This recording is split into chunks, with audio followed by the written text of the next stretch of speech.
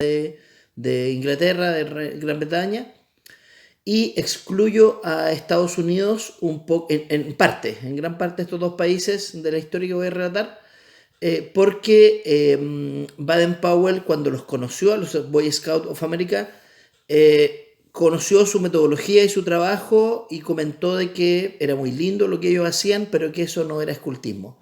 ¿Por qué? Porque al parecer el escultismo norteamericano de Estados Unidos tomó una línea distinta, mucho más pensada en el individualismo más que en el trabajo en equipo, en el trabajo de patrullas. Entonces de ahí deriva que los scouts norteamericanos siempre se caricaturicen con esta banda, con llena de especialidades, en donde importa más lo que yo quiero a lo que el grupo quiere.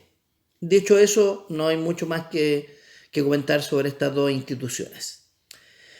Y lo primero que quería comentar con ustedes respecto a los scouts de América Latina y el Reino Unido es que, bueno, en general en América y América Latina el escultismo se desarrolló incipientemente porque no olvidemos que esto nació en 1907, 1908, pero en 1914 ya Europa se vive la Primera Guerra Mundial y eso dura 4 años y tiene sus efectos posteriores.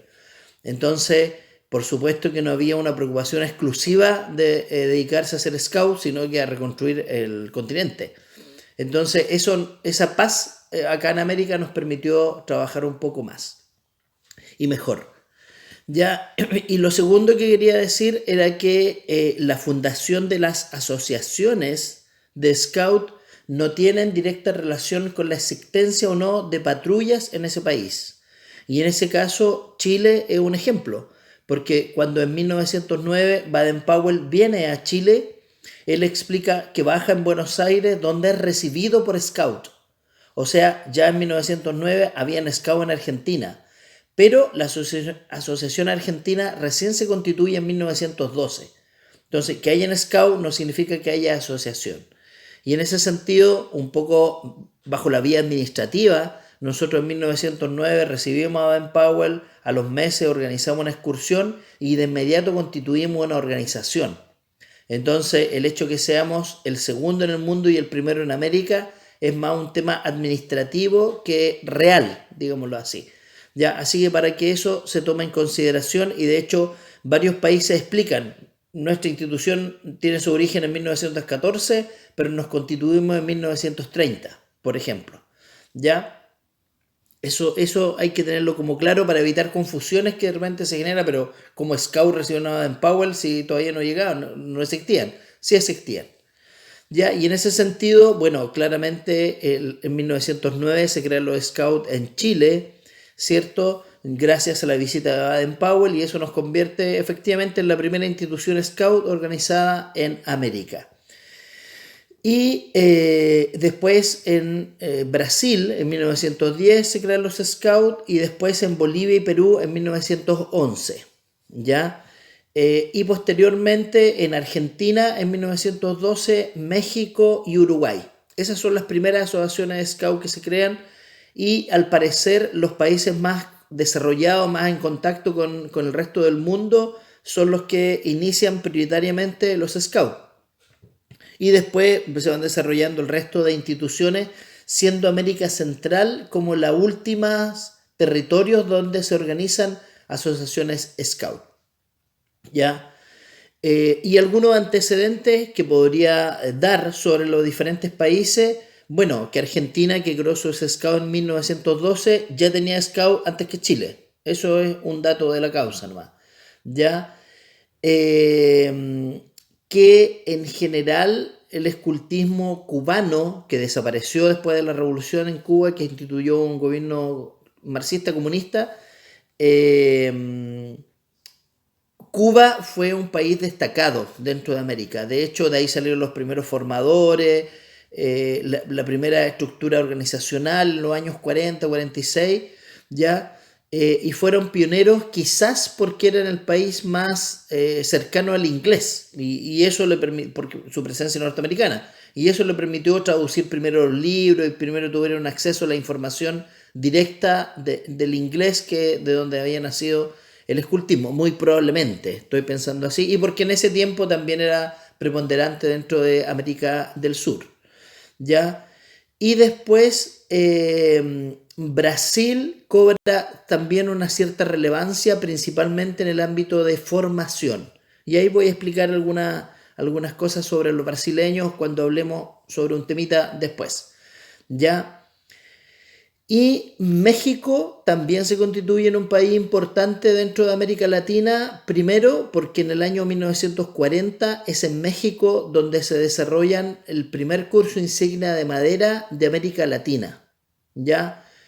No tengo información de en qué rama se hizo, pero fue el primer país de América Latina que tuvo curso de insignia de madera. Y eso es bien importante. ¿Ya? Y también fue el primer país que abandona el color café verde, que era más cercano a los militares, ¿ya? Y toma un color celeste, la camisa y pantalón azul.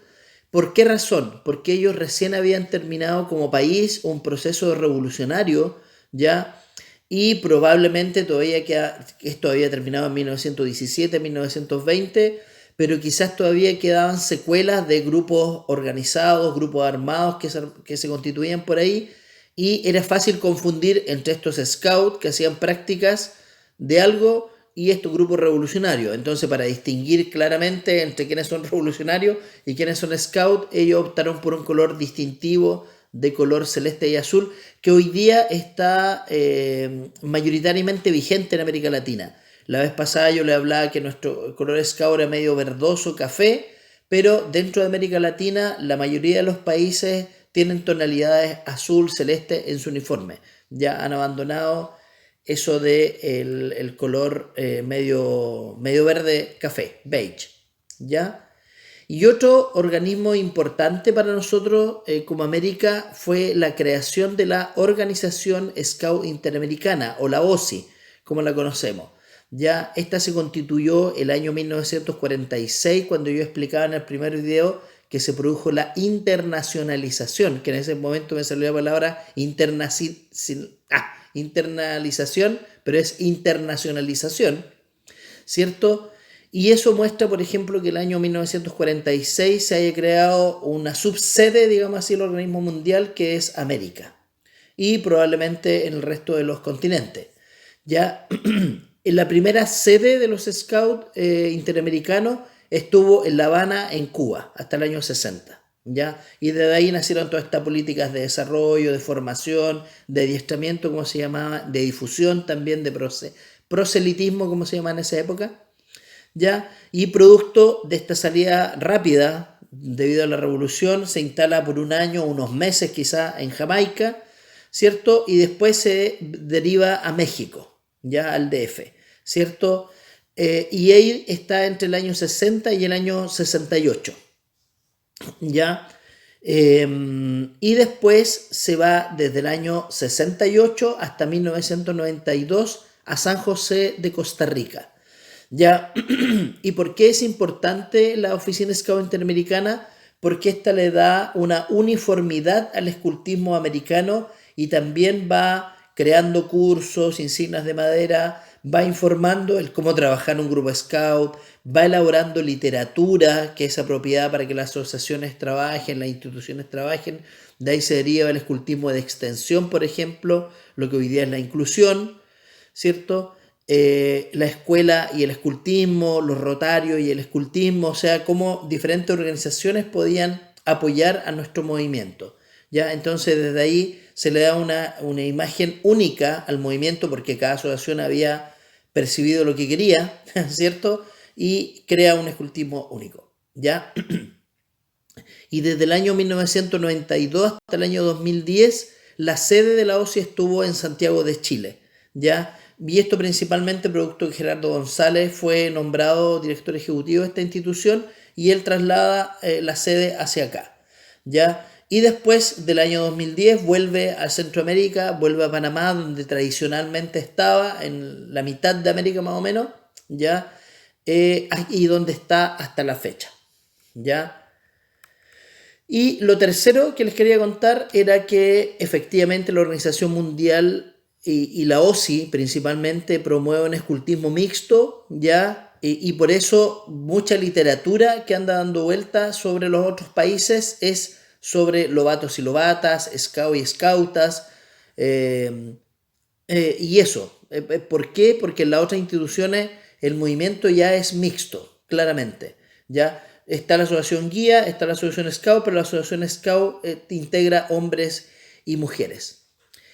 Y lo otro es que la OSI, principalmente desde la gestión de Gerardo en adelante, propició la idea de un país, una asociación, ¿cierto? Sabemos que internamente en Chile hay 2 instituciones o más, ya que en otros países también hay diferentes instituciones, pero ellos reconocen a una de las instituciones dentro de cada país.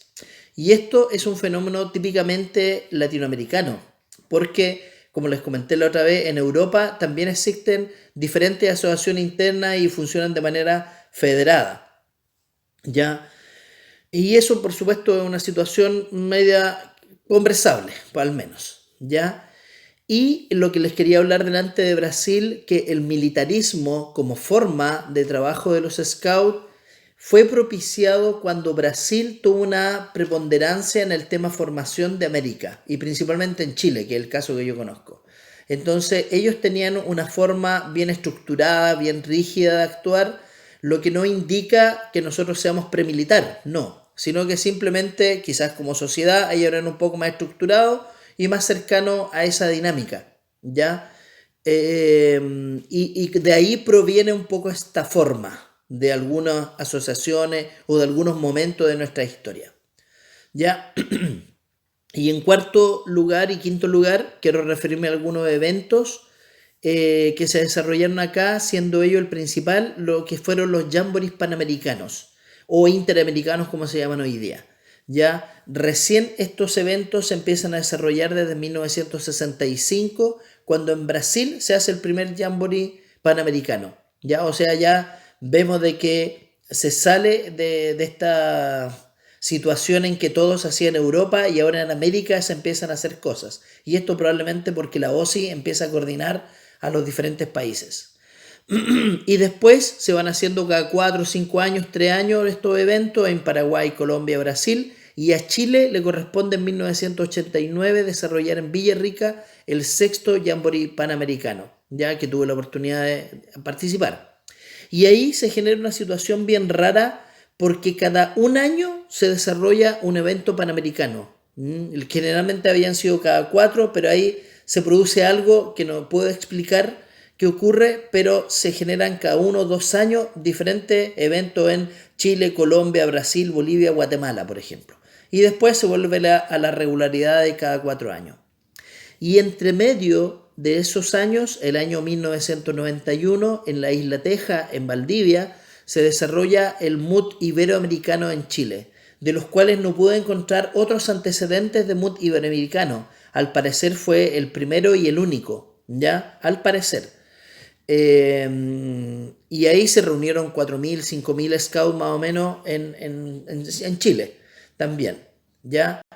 Eh, y lo otro, y lo último, vendría siendo los eventos mundiales en América. Y aquí siempre aprovecho de Canadá y Estados Unidos, porque el año 1955, cuando Canadá todavía era colonia de Inglaterra, desarrolla el primer Jamboree fuera de Europa. Y esto fue en Canadá, el octavo Jamboree mundial. Después el año 67 en Estados Unidos, 83 nuevamente en Canadá cuando ya era un país independiente, y en 1998, diciembre a enero del 99, el Jamboree Mundial de Chile, para el cual Brasil estaba llamado a ser la capital de este evento, porque ellos habían organizado varios Jamborees Panamericanos, pero por alguna razón Chile quedó designado para que realizara esta actividad.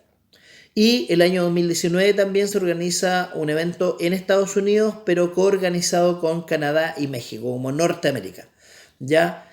Y además el año 2000 se desarrolla un MUT mundial en México y el año 2013 en Canadá, ¿ya?